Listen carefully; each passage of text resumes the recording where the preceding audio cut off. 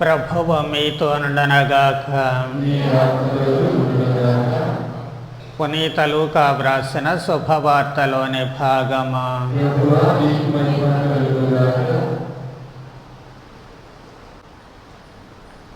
18వ అధ్యాయము మొదటి 8 వచనములు. ఎల్లప్పుడూ ప్రార్థన సలుపుటకు నిరుత్సాహులు కాకుండాటకు యేసు వారికి ఒక ఉపమానమును ఇట్లు చెప్పాను. ఒకానొక పట్టణమున న్యాయాధిపతి ఒకడు కలడు. అతను దేవుడనినా భయపడడు, మానవులను లక్ష్య పెట్టడు. అచ్చట ఒక వితంతువు ఉండెను. ఆమె అతని వద్దకు వచ్చే, నాకు న్యాయము చేకూర్చము, నా ప్రత్యర్థి నుండి నన్ను కాపాడము అని తరచుగా చెప్పుకొనుచుండెడిదే. అతడు కొన్నాళ్ళు ఆమె మొరను పెడచెవిన పెట్టాను. కానీ అతడు, నేను దేవునికి భయపడను, మానవులను గౌరవింపను అయ్యనను. ఈ విధవరాలు నన్ను పీడించుచున్నందున ఈమె పదే పదే వచ్చి నన్ను బాధ పెట్టకుండాటకై ఈమెకు న్యాయము చేకూర్చెదను అని తలచెను. అంతటా యేసు ఇట్లనెను, ఈ అవినీతిపరుడైన న్యాయాధిపతి ఏమి పలికెనో వింటిరి కదా. అట్లే రాత్రింబవళ్ళు తనకు మొరపెట్టుకుని తన ప్రజలకు దేవుడు న్యాయము చేకూర్చక ఉండునా? వారికి న్యాయము చేయుటలో ఆలస్యము చేయనా? దేవుడు త్వరలోనే వారికి న్యాయము చేకూర్చనని మీతో చెప్పుచున్నాను. అయినను మనుష్య కుమారుడు వచ్చినప్పుడు ఆయన అట్టి విశ్వాసము గల వారిని చూడగలుగునా? ఇది క్రీస్తు సువిశేషము.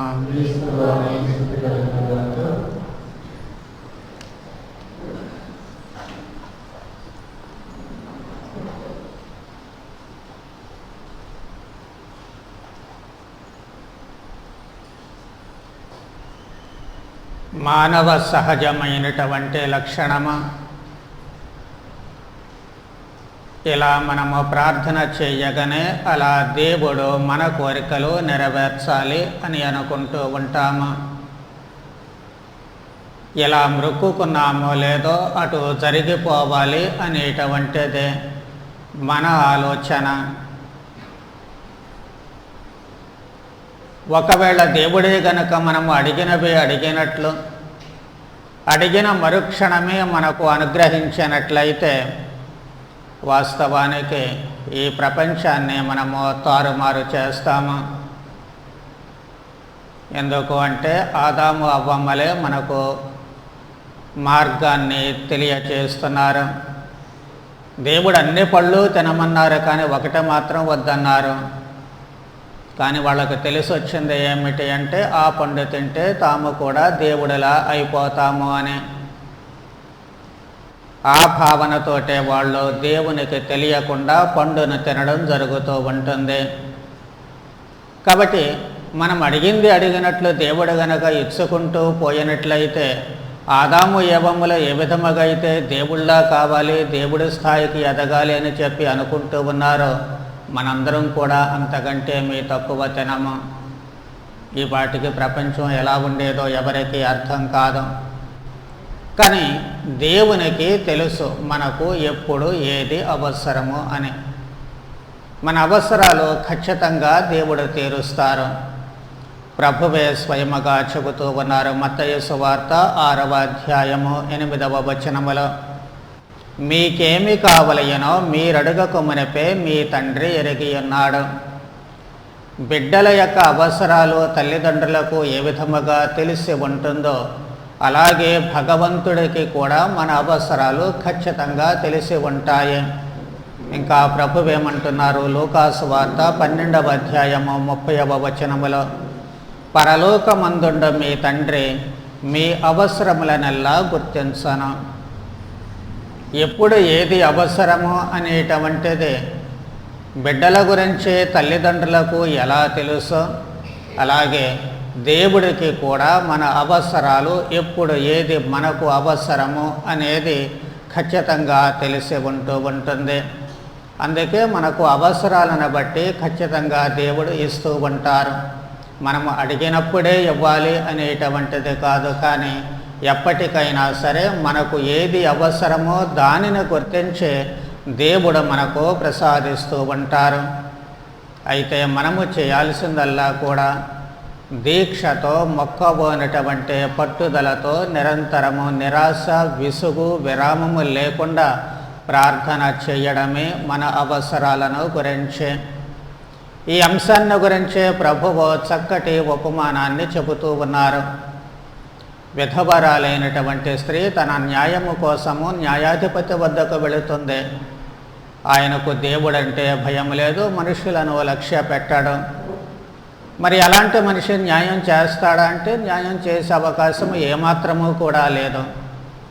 న్యాయము జరిగేటువంటి అవకాశము లేకపోయినప్పటికీ న్యాయము చేయగలిగింది కేవలము ఆయన మాత్రమే. అందుకే ఆమె పదే పదే పట్టుదలతో పట్టు విడవకుండా న్యాయాధిపతి వద్దకు దాదాపు ప్రతిరోజు వెళుతూ ఉంటుంది. తనకు న్యాయము జరిగేంత వరకు కూడా ఆయనను వేడుకుంటూ ఉంది. చివరకు ఆయన మరొక దారి లేక ఖచ్చితంగా ఆమెకు న్యాయం చేస్తూ ఉన్నారు. అందుకే ప్రభు అంటున్నారు, అవినీతిపరుడైనటువంటి న్యాయాధిపతి చివరకు న్యాయం చేయగలిగితే మరి తన బిడ్డలైనటువంటి మీకు ఆయన న్యాయము చేయరా? ఆయన మన అవసరాలు తీర్చరా? కాబట్టి దేవుడు ఖచ్చితంగా తీరుస్తారు. అయితే మనము చేసేటువంటి ఈ ప్రార్థనలో ఏ విధమైనటువంటి దృక్పథము మనలో ఉండాలి, ఏ విధమైనటువంటి భావము మనలో ఉండాలి, ఎలాంటి లక్షణాలతో మనము ప్రార్థన చేయాలి, అది కనుక ఆలోచిస్తే మనకు కావాల్సినటువంటిదే మొట్టమొదటిదే దీక్షతో కూడినటువంటి ఏకాగ్రత. ప్రార్థన చెయ్యాలి అన్నటువంటి దీక్ష, దేవునికి మొరపెట్టాలి అనేటువంటిది ఒక దీక్ష పూనాలి. దానికి పట్టుదలతో కూడినటువంటిది. మనము తపస్సు కాలములో దీక్షలు స్వీకరిస్తాము. దేనికి? మనలో ఉన్నటువంటి దుర్గుణాలన్నీ బయటకు త్రోసివేయాలి అన్నటువంటిది దీక్ష, అది పట్టుదల. అది మనలో లేనటువంటి మంచి లక్షణాలను అలవాటు చేసుకోవాలి అనేటువంటి దీక్ష. ఆ దీక్ష వదిలివేయకూడదు. వదిలివేయకుండా ఆ దీక్షను పట్టుదలతో కొనసాగిస్తూ ఉండాలి. అలా పట్టుదలతో కొనసాగించేటువంటి దీక్షలో ఉండాల్సినటువంటిది ఏమిటి అంటే ఏకాగ్రత. ఏకాగ్రత అనేటువంటిది అక్కడ లేకపోతే మళ్ళీ సరైనటువంటి ఫలితాలకు బదులు ప్రతికూల ఫలితాలు వచ్చేటువంటి అవకాశం ఉంటుంది. ఆ మాటకు వస్తే మనం ఏ పని చేసినప్పటికీ కూడా ఏకాగ్రత అవసరము. ఆ పని మీద మనసు కేంద్రీకరించాలి. దానిపై ఏకాగ్రత అనేటువంటిది చెదిరిపోయిందంటే ఆ పనికి రాకుండా పోయేటువంటి ప్రమాదం ఏర్పడుతూ ఉంటుంది. మనకు చక్కటి ఉదాహరణ పూర్వ నిబంధనలో కనిపిస్తూ ఉంటుంది. ఇశ్రాయేలీయులు అమలేకీయులపై యుద్ధానికి వెళ్ళినటువంటి సమయంలో మనము నిర్గమకాండము 17వ అధ్యాయము 8, 13 వచనాల్లో చూస్తూ ఉంటాము. మోషే జోషువాని యుద్ధానికి పంపిస్తూ ఉంటాడు. నాయన నీవు వెళ్ళు, సరైనటువంటి వీరులను తీసుకొని అని చెప్పి. మరి ఈయనేం చేస్తాడు? ఈయన యుద్ధానికి వెళ్ళడంలా ఈయన పర్వతం పైకెక్కి కూర్చున్నాడు. దేనికోసము అంటే ఆయన చేతిలో దైవదండము ఉంది. చేతిలో దైవదండముతో భగవంతుడిని ప్రార్థించడానికి వెళుతూ ఉన్నాడు. చేతిలో దైవదండము పట్టుకొని ఆయన చేతులెత్తి భగవంతుడిని ప్రార్థించినప్పుడు మోషేకు మాత్రము ఇటు ఫలితము ప్రార్థన ఏకకాలములో జరుగుతూ ఉంటాయి. ఒకవైపు ప్రార్థన చేస్తూ ఉన్నాడు, మరొక వైపు ఫలితం కనిపిస్తూ ఉంటుంది. అంటే దైవదండాన్ని ఎత్తి పట్టుకొని చేతులెత్తి ప్రార్థన చేసినటువంటి సమయమంతా కూడా ఇశ్రాయేలీల వైపు విజయం ఉంటుంది. మరి పాపం ఎంతసేపని అలా పట్టుకొని ఉంటాడు, చేతులు నొప్పి పుడుతూ ఉంటాయి. అలాంటి సమయాల్లో చేతిని దైవదండాన్ని క్రిందకు దించినప్పుడు మళ్ళీ అమలేకీయులు విజయాన్ని వరిస్తూ ఉన్నారు. కాబట్టి ఇలాంటి విపత్కర పరిస్థితులలో ఏం చేయాలి? మోషేలో పట్టుదల సడల లేదు. ఖచ్చితంగా దీక్ష పూనాడు, ఏ విధముగానైనా సరే ఇశ్రాయేలీయులను గెలిపించాలి. మరి అలా చేయాలి అంటే తన చేయి దైవదండాన్ని పట్టుకొని చేయి ఎప్పుడూ పైకి ఉండాలి. తనలో ఆసక్తి లేదు. అందుకే ఇక్కడ ఆరోను హూరులు ఇద్దరూ కూడా ఏం చేస్తూ ఉన్నారు? మోషేను ఒక రాతి మీద బండ మీద కూర్చుండబెట్టి వాళ్ళిద్దరూ చెరో వైపు నుండి చెరొక చెయ్యి ఎత్తి పట్టుకుంటూ ఉన్నారు. అంటే వాళ్ళు సహకారాన్ని అందిస్తూ ఉన్నారు. ఇది మనకు చక్కటి పాఠాన్ని బోధిస్తూ ఉంటుంది. దైవదండము తీసుకొని ఆయన ప్రార్థన చేసినట్లుగానే ఆ దీక్ష అనేటువంటిది మనలో ఎప్పుడూ కూడా తరిగిపోకూడదు. నేను ఖచ్చితంగా సాధించాలి అన్నటువంటి దీక్ష ఉండాలి, పట్టుదల ఉండాలి. అలాగే దానిలో ఎప్పుడూ కూడాను ఈ ఏకాగ్రత, తన ఏకాగ్రత అంతా ఏ విధముగా అయితే గెలుపు మీద ఉందో మన ఏకాగ్రత కూడా మనము సాధించాల్సినటువంటి లక్ష్యముపై ఉండాలి. ఆ లక్ష్యముపై గురి ఉంచి మనం ప్రార్థన చేసినప్పుడు ఖచ్చితంగా దేవుడు మన ప్రార్థనను ఆలకించడానికి అవకాశము కలుగుతూ ఉంటుంది. అలాగే రెండవ లక్షణము ఈ ప్రార్థనలో మనకు ఉండాల్సినటువంటిది నిరాశ నిస్పృహలకు గురి కాకుండా లేక నిరుత్సాహపడకుండా నిరంతరము ప్రార్థన చేయడము. ఎప్పుడైతే మనము ఈ ప్రభువు చెప్పినటువంటి ఉపమానంలో విధవరాలు న్యాయాధిపతి తనకు న్యాయం చేయలేదు కాబట్టి ఆమె విసుగు చెందల, ఆమె ఏ విధముగానూ నిరుత్సాహపడల. ఖచ్చితంగా ఆ న్యాయాధిపతి ద్వారా తనకు న్యాయం జరగాలి, అది ఆమెలో ఉన్నటువంటి కోరిక. కాబట్టి ఆగలేదు ఆమె. ప్రతిరోజు కాళ్ళరిగిపోయేటట్లు వస్తూనే ఉంటుంది, ప్రతిరోజు ఆయనను వేడుకుంటూనే ఉంటుంది. ఆయన తిరస్కారానికి గురి అయినా సరే తనలో ఉన్నటువంటి ఆ ఆశ చావడం లేదు. నిరుత్సాహానికి గురి కాకుండా ఆమె పదే పదే ఆ న్యాయాధిపతి వద్ద మొరపెడుతూ ఉంటుంది. మనకు ఉండాల్సినటువంటి లక్షణము కూడా అదే. ప్రభువు ఏమంటూ ఉన్నారు? లూకాసు వార్త 11వ అధ్యాయము 9-10 వచనాలలో, మీరును అడుగుడు మీకు అనుగ్రహింపబడను, వెదకుడు మీకు దొరకను, తట్టుడు మీకు తెరవబడను, అడిగిన ప్రతివానికి ఇయ్యబడను, వెదకువానికి దొరకను, తట్టువానికి తెరవబడనని మీతో చెప్పుచున్నాను. కాబట్టి మనం అడిగిన వెంటనే మనకు రాలేదు అనేటువంటి చింత ఎప్పుడూ కూడా మనము పెట్టుకోకూడదు. మనము అడిగింది దేవుడు మనకు అనుగ్రహించలేదు, ఇంకెందుకు ప్రార్థించడము అనేటువంటి నిరాశ నిస్పృహలకు మనము లోను కాకూడదు. మన లక్ష్యమల్లా కూడా ఎప్పటికీ కూడా ప్రార్థించడమే. దేవుడు దానిని దయచేసేంత వరకు, దైవ చిత్తము ఎలా ఉంటే అలా మనలో నెరవేరేంత వరకు విసుగు విరామము లేకుండా మనము ప్రార్థన చేయాలి. చాలాసార్లు ఏం చేస్తూ ఉంటాము? 1-2 సార్లు అడుగుతాము, ప్రార్థన చేస్తాము, ఆ తర్వాత అది మనకు నెరవేరలేదనుకోండి వదిలేస్తూ ఉంటాము. కొన్నిసార్లు మొక్కుబడులు చేసుకుంటూ ఉంటారు, ఇదిగో దేవుడా నాకు ఈ కోరిక నెరవేరితే నీకు ఇది సమర్పిస్తాను అని. అది నెరవేరదు. అక్కడ మనం దేవుడికి కండిషన్ పెడుతూ ఉన్నాము, షరతు పెడుతూ ఉన్నాము, నీవు చేస్తేనే నేను చేస్తాను అని. దేవుడికి ఎప్పుడూ కూడా మనము వాస్తవానికి షరతులు పెట్టకూడదు. సరే పెట్టాము ఏదో మన బలహీనత కొద్దీ, ఆ తర్వాత దేవుడు ఒకవేళ అది తీర్చలేదనుకోండి, లేకపోతే ఆ కోరిక మనకు నెరవేరలేదనుకోండి, ఈ మొక్కుబడి అటుకెక్కుతూ ఉంటుంది. కాబట్టి అలాంటివి కాదు. వాస్తవానికి ఎప్పుడూ కూడా ఎక్కడ ఆగకూడదు. ఎంతకాలమైనా సరే మనము మన అవసరము ఖచ్చితంగా మనకు కావాలి అనుకున్నప్పుడు ప్రార్థన చేస్తూనే ఉండాలి. మనకు చక్కటి మాతృక పునీత మోనికమ్మ గారు తన భర్త కుమారుడు మారాలి అనుకున్నారు, ప్రార్థన చేశారు. దేవుడు ఆలకించాడంటే ఆలకించిన దాఖలాలు ఎక్కడా కనిపించలా. 1 రోజు 2 రోజులు కాదు, 1 వారము 2 వారాలు కాదు, నెల 2 నెలలు కాదు, సంవత్సరము 2 సంవత్సరాలు కాదు, ఏకంగా దాదాపు 25 సంవత్సరాల పాటు ఆమె ప్రార్థన చేసింది కన్నీటితో. అప్పటికి కానీ దేవుడు ఆ మార్గాన్ని చూపించలేదు.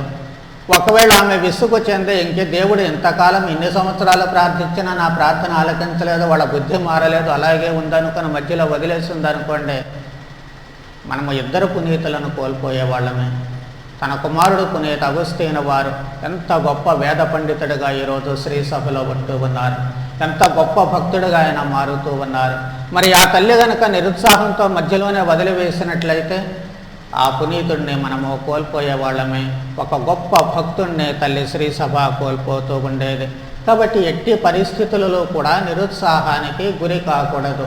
ఎన్ని ప్రతికూల పరిస్థితులు ఎదురైనప్పటికీ కూడా మనము ఎప్పుడూ కూడా ఏ విధమైనటువంటి నిరాశకు గురి కాకుండా మన ప్రార్థన కొనసాగించాలి. ప్రభుని జీవితంలో మరో సంఘటన కూడా మనకు ఇదే సత్యాన్ని బోధిస్తూ ఉంటుంది. మత్తయి సువార్త 15వ అధ్యాయము 21వ వచనము నుంచి గమనించినట్లయితే అక్కడ చిన్న సంఘటన జరుగుతూ ఉంటుంది.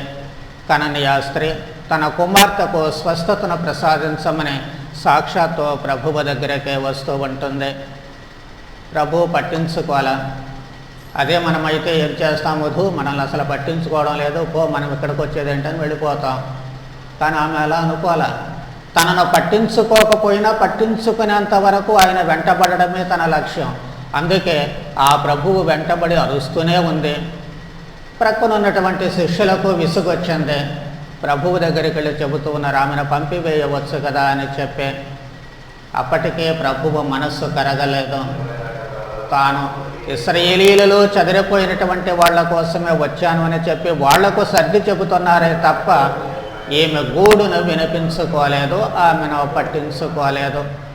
మరి అలా రికమెండేషన్ వెళ్ళినా కానీ ప్రభువు పట్టించుకోలేదు, ఇంకెందుకులే ఈయన వెంటబడడం అన్నటువంటి ఆలోచన ఆ తల్లికి రాల.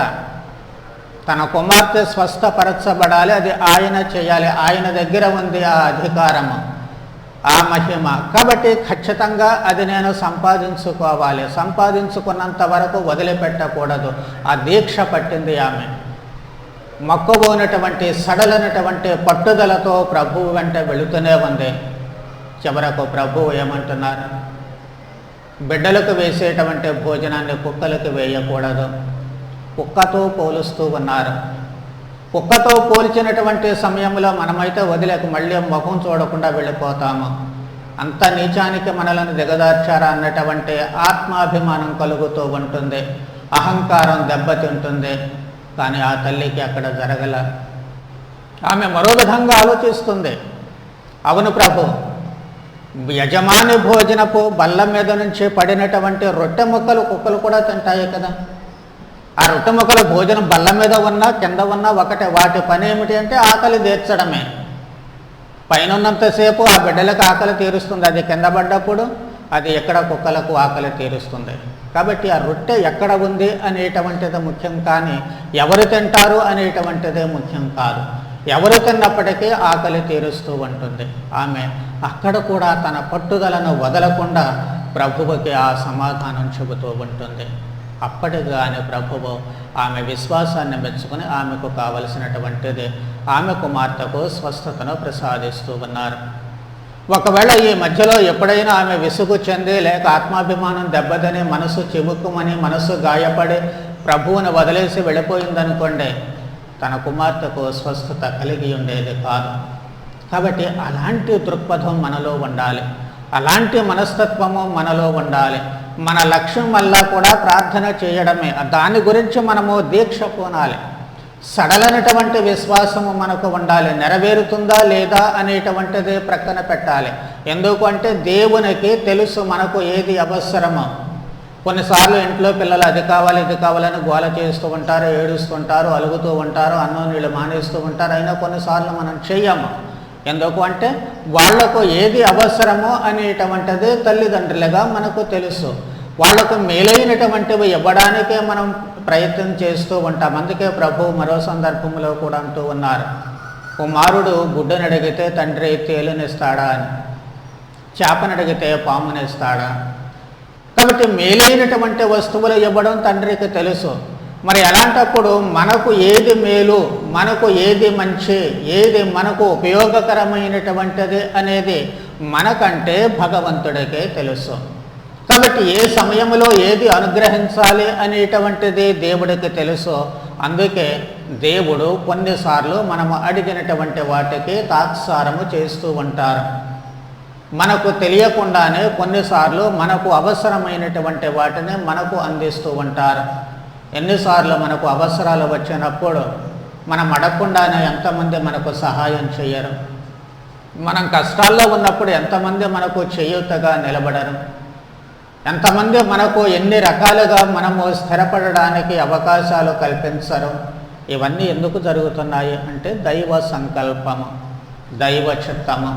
నీ జీవితానికి ఎప్పుడు ఏది అవసరమో అనేటువంటిది దేవుడికి తెలుసు. కాబట్టి ఖచ్చితంగా ఆ సమయానికి అవి దేవుడు మనకు అనుగ్రహిస్తారు.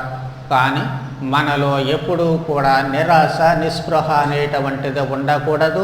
రెండవది ఆ దీక్ష, సడలనటువంటి దీక్ష, పట్టుదల మనలో ఉంటూ ఉండాలి.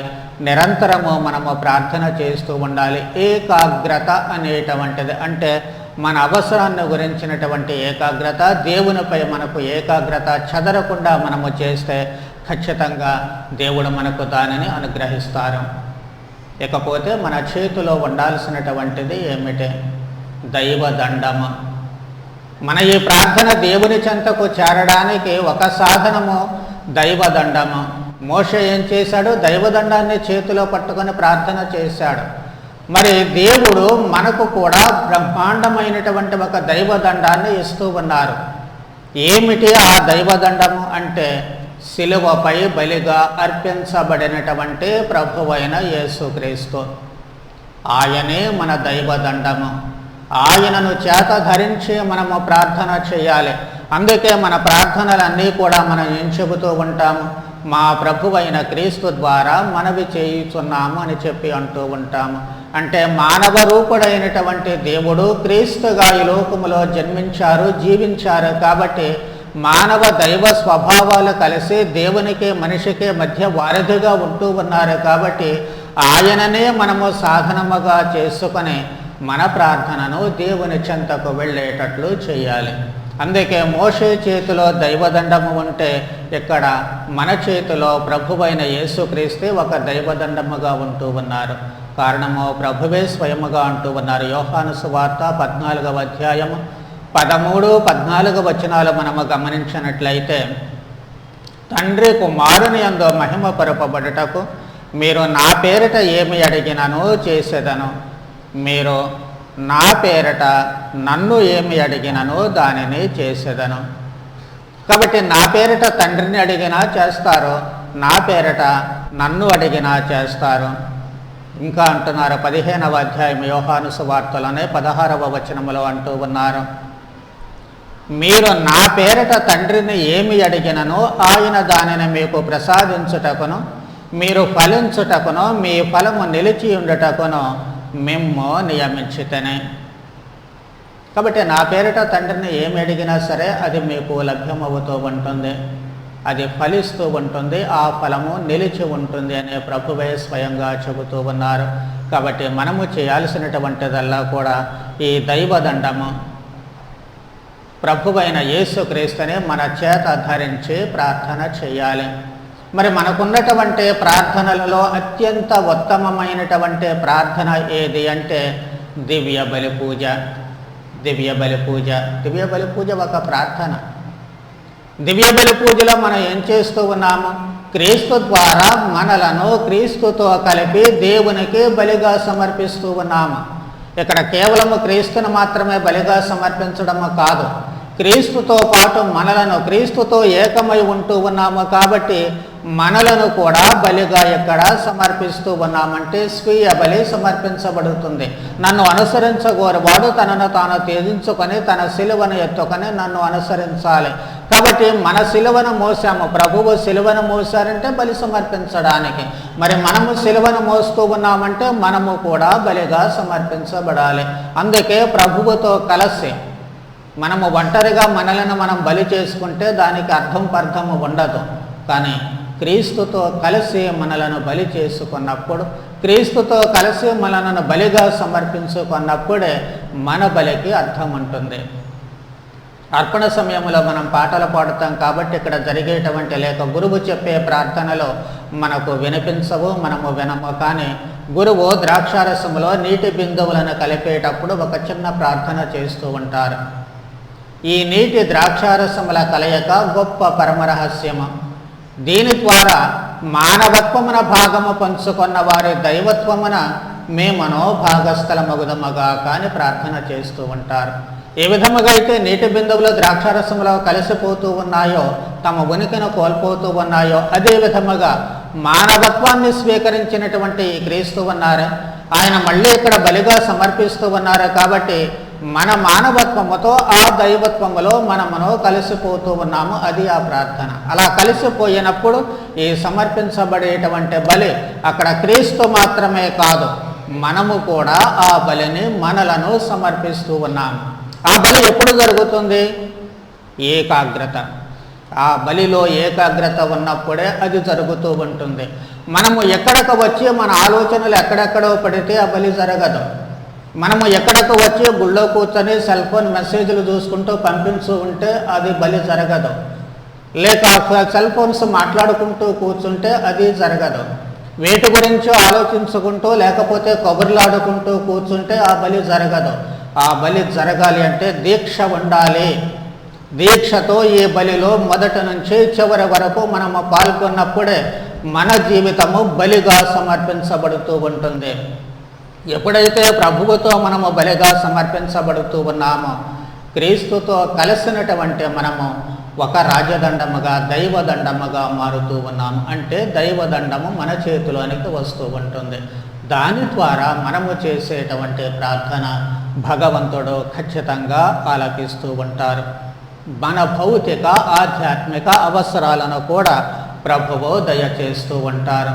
అన్నీ మనం అడగాల్సినటువంటి అవసరం లేదు. ఎందుకు అంటే క్రీస్తుతో ఏకమై ఉంటూ ఉన్నాము కాబట్టి మనము అడిగిన వాటిని దయచేస్తూ ఉంటారు, అడగని వాటిని కూడా చాలాసార్లు మనకు దయచేస్తూ ఉంటారు. కాకపోతే మనకు ఆ గమనింపు అనేటువంటిది లేకపోవచ్చు.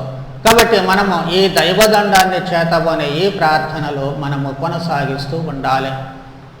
దీనితో పాటుగా మిగిలినటువంటి ప్రార్థనలు కూడా జపమాలే ఉంది, లేకపోతే శిలువ మార్గ ధ్యానాలే ఉన్నాయి, లేక ఉదయకాల ప్రార్థన, రాత్రికాల పడుకునేటప్పుడు ఎంతమంది మరి ప్రార్థన చేసుకుంటారో నాకు తెలియదు. కానీ అప్పుడు కూడా మనకు జప పుస్తకంలో చాలా చక్కటి ప్రార్థన ఉంటుంది. ఆ రోజంతా దేవుడు చేసిన మేలులకు ధన్యవాదాలు ఒకవైపు చెల్లిస్తూ ఉంటాము.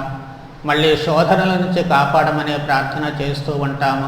నిద్రపోయేటువంటి మనము మరణించిన వారితో సమానం కాబట్టి మరొక నూతన రోజున మనకు అనుగ్రహించమని, మరి ఒకవేళ ఆ సమయంలో మనము ప్రశాంతంగా పడుకోవడానికి, మనలో రోజంతా చేసినటువంటి పాపదోషాలను జ్ఞాపకం చేసుకోవడానికి అక్కడ చక్కటి ఒక ప్రశ్నావళి కూడా ఇవ్వబడుతూ ఉంటుంది.